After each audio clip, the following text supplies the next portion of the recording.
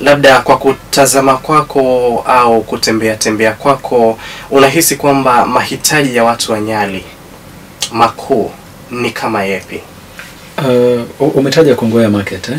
Kongowea market is one of the biggest, people say it's the biggest market in East and Central Africa. I don't know how true that is, but whether it is true or not, Kongowea market is like the backbone ya food security kwa watu wa Mombasa yote kwa ujumla. We have some other small markets like Marikiti hapa, we have another ile kwa pale Majengo, but Kongowea market, that is where everything inakuja pale. It is my intention to improve Kongowea market to wale wafanyabiashara ambao wako pale. By the way, wakinijalia na Mwenyezi Mungu akijalia nikiwa kiongozi, wale wote ambao wako pale wataendelea kufanya kazi. I will not threaten anybody's existence. I will just make the environment better for them to continue doing their businesses. Tuna hizi changamoto kama once in a while unaona moto imechomeka pahali, kuna siasa fulani ambayo iko pale ndani.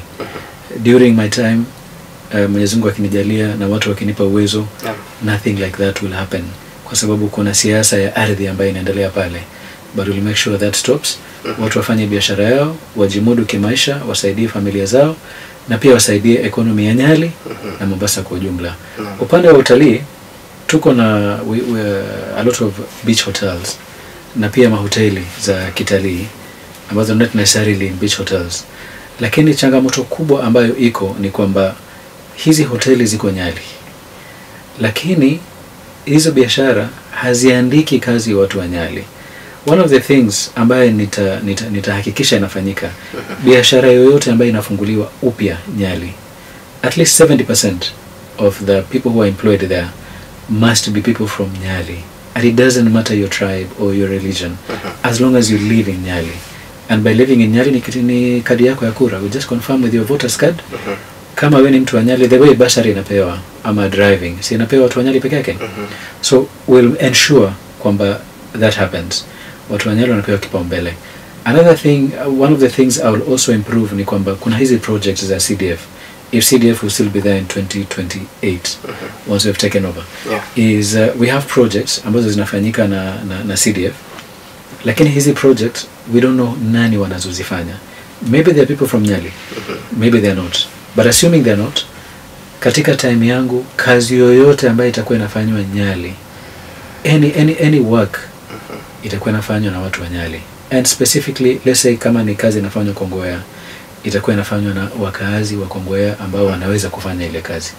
Ikiwa ni, because we have 5 wards, ikiwa ni Mkomani, ni watu wa Mkomani wataifanya. Ikiwa ni Kazandani, watu wa Kazandani. Ikiwa ni Ziwa la Ng'ombe, Ziwa la Ng'ombe. Ikiwa ni Fria kule kwangu nyumbani, itakuwa ni vijana wa pale.